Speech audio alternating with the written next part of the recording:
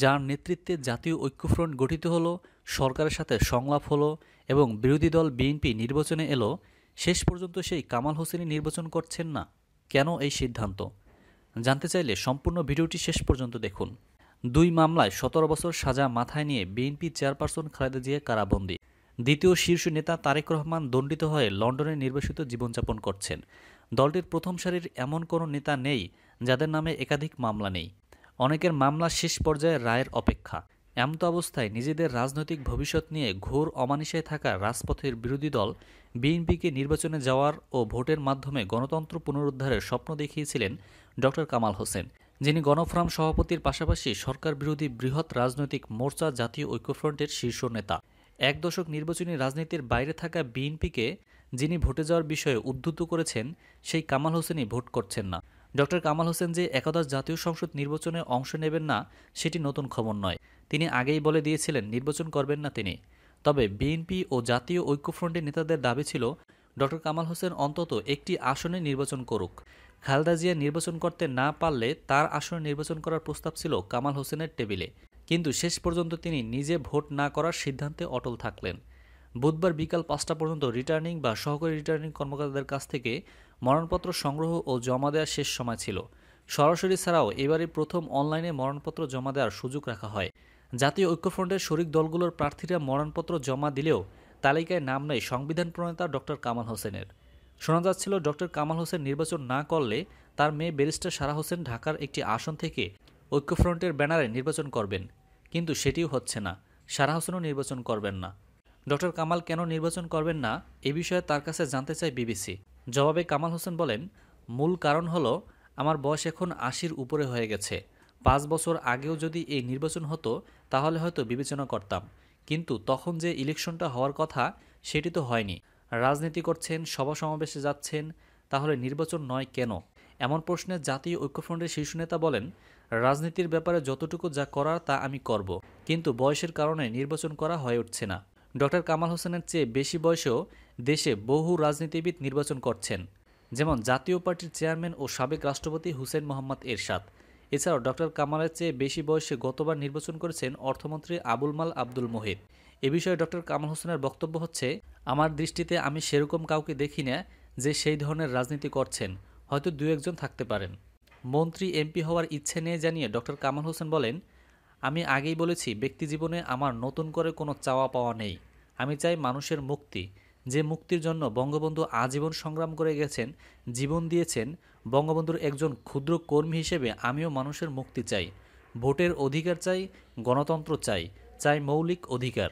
মন্ত্রী এমপি হওয়ার কোনোই ইচ্ছা নেই আমার। তিনি বলেন, 5 জানুয়ারি ভোটারবিহীন একদলীয় নির্বাচনের মধ্য দিয়ে গণতন্ত্রকে এ দেশ থেকে চিরতরে বিদায় দেওয়া হয়েছে। মানুষের ভোটাধিকার, মৌলিক অধিকার কেড়ে নেওয়া হয়েছে।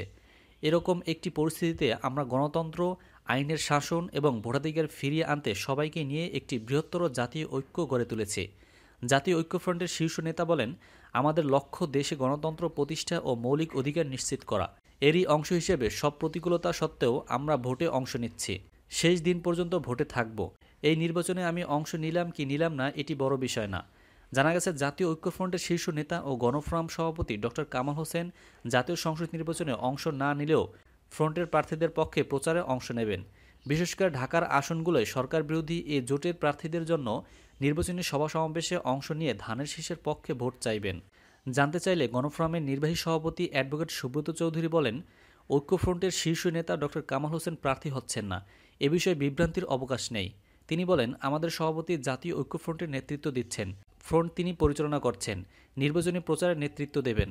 তিনি আগেও বলেছিলেন ক্ষমতায় যাওয়ার জন্য তিনি ঐক্য করেননি, গণতন্ত্র ফেরাতে জাতির স্বার্থে তিনি এই ঐক্যে শরিক হয়েছেন। বিএনপি, জাতীয় সমাজতান্ত্রিক দল, জাতীয় ঐক্য প্রক্রিয়া এবং নাগরিক ঐক্য মিলে 13 অক্টোবর গণফোরাম সভাপতি ড. কামাল হোসেনের নেতৃত্বে 7 দফা দাবিতে জাতীয় ঐক্যফ্রন্ট গঠিত হয়। আওয়ামী লীগ নেতাদের সমালোচনার মুখে ড. কামাল বলেছিলেন, ভোটে প্রার্থী হওয়া কিংবা রাষ্ট্রীয় কোনো পদ পাওয়ার ইচ্ছা আমার নেই। শোনা যাচ্ছিল ড. কামাল হোসেন নির্বাচন না করলে তার মেয়ে ব্যারিস্টার সারা হোসেন ঢাকার একটি আসন থেকে ঐক্যফ্রন্টের ব্যানারে নির্বাচন করবেন, কিন্তু সেটিও হচ্ছে না। এ বিষয়ে গণফোরামের সভাপতিমণ্ডলীর সদস্য অ্যাডভোকেট জগলুল হায়দার আফ্রিক বলেন, ড. কামাল চূড়ান্তভাবেই নির্বাচন করছেন না। তার মেয়ে সারা হোসেনও নির্বাচন করবেন না। তিনি দেশের বাইরে আছেন। তিনি জানান, গণফোরাম সারা দেশে ১১৩ আসনে মনোনয়নপত্র জমা দিয়েছে।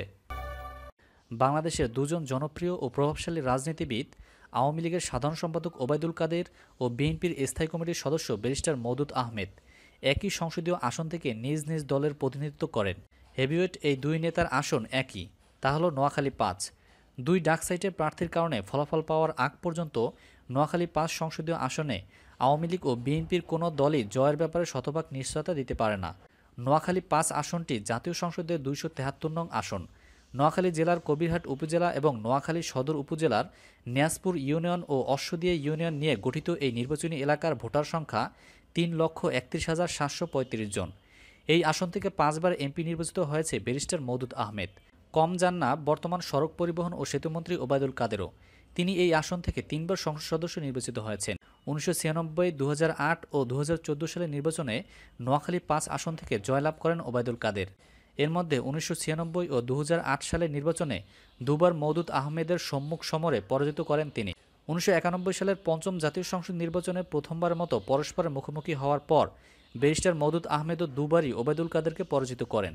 প্রথমবার জাতীয় পার্টির টিকিটে লাঙল প্রতীক নিয়ে ১৯৯১ সালে, পরেরবার বিএনপি ধানের শীষ প্রতীক নিয়ে ২০০১ সালে তিনি ওবায়দুল কাদেরকে হারান। এর আগে ১৯৭৯, ১৯৮৬ ও ১৯৮৮ সালে এই আসন থেকে বিজয়ী হন মওদুদ আহমেদ।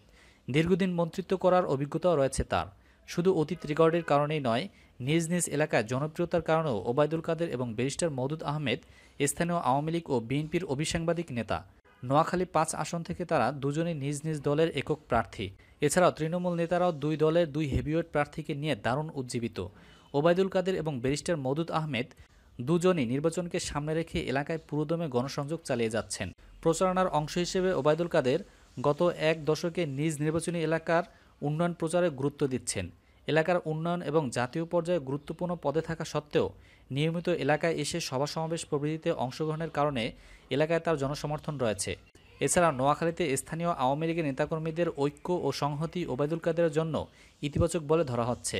বিএনপি নেতা ব্যারিস্টার মওদুদ আহমেদের পেছনেও স্থানীয় বিএনপি ঐক্যবদ্ধ। তাছাড়া দীর্ঘদিন ক্ষমতার বাইরে থাকায় এবার মওদুদকে জেতানোর জন্য সর্বোচ্চ চেষ্টা করবে মওদুদের কর্মী সমর্থকরা। এসব কারণে একাদশ জাতীয় সংসদ নির্বাচনে তার জয়ের সম্ভাবনাও কম নয়। শেষ পর্যন্ত এই দুই হেভিওয়েট প্রার্থীর লড়াইয়ে কে জেতে তা দেখার জন্য আমাদের অপেক্ষা করতে হবে নির্বাচনের ফলাফল প্রকাশ হওয়া পর্যন্ত। এর আগে নোয়াখালী ৫ আসনের বিজয় সম্পর্কে ভবিষ্যৎবাণী করা অত্যন্ত ঝুঁকিপূর্ণ। ঢাকার গুলশান কার্যালয়ে সংবাদ সম্মেলনে কাঁদলেন বিএনপির মহাসচিব মির্জা ফখরুল ইসলাম আলমগীর। দলীয় চেয়ারপারসন খালেদা জিয়াকে কারাগারে রেখে এই প্রথম নির্বাচনে যাচ্ছে বিএনপি, এ পর্যন্ত বলে কান্নায় ভেঙে পড়েন তিনি। এ সময় গুলশান কার্যালয়ে সংবাদ সম্মেলনে থাকা দলটির অন্য নেতারাও আবেগে আপ্লুত হয়ে পড়েন। কাঁদতে থাকায় প্রায় ২ মিনিট তিনি কোনো প্রকার কথাই বলতে পারেননি। এরপর আবার সংবাদ সম্মেলনে কথা বলেন বিএনপির এই নেতা। আজ সোমবার বিকেল থেকে বিএনপির মনোনয়নপ্রাপ্ত নেতাদের হাতে প্রত্যয়নের চিঠি হস্তান্তর শুরু করেছে বিএনপি। প্রথম চিঠিটি নিয়ে কার্যালয়ের সামনে আসেন বিএনপির কেন্দ্রীয় যুগ্ম মহাসচিব মুজিবুর রহমান সরোয়ার। আজকের সংবাদ সম্মেলনে বিএনপির মনোনয়নপ্রাপ্তদের চিঠি বিতরণের আনুষ্ঠানিক কার্যক্রম শুরু করার ঘোষণা দিচ্ছিলেন মির্জা ফখরুল। তবে সংবাদ সম্মেলনের শুরুতে তিনি বক্তব্য দেন বিএনপি কেন এই নির্বাচনে অংশ নিচ্ছে। আন্দোলনের অংশ হিসেবে বিএনপি এই নির্বাচনে অংশ নিচ্ছে বলে আবার জানান তিনি। নির্বাচন সুষ্ঠু হওয়ার কোনো আলামত তিনি দেখছেন না বলেও জানান। মির্জা ফখরুল বলেন, বিএনপি দলীয় চেয়ারপারসনকে কারাগারে রেখে তাকে ছাড়া এই প্রথম নির্বাচনে অংশ নিচ্ছে। বিএনপির প্রতিষ্ঠাতা জিয়াউর রহমান নিহত হওয়ার পর ১৯৮২ সালে রাজনীতিতে আসেন খালেদা জিয়া। ১৯৯১ ও ২০০১ সালে খালেদা জিয়ার নেতৃত্বে নির্বাচনে অংশ নিয়ে বিএনপি ক্ষমতায় আসে, আর খালেদা জিয়া প্রধানমন্ত্রী হন।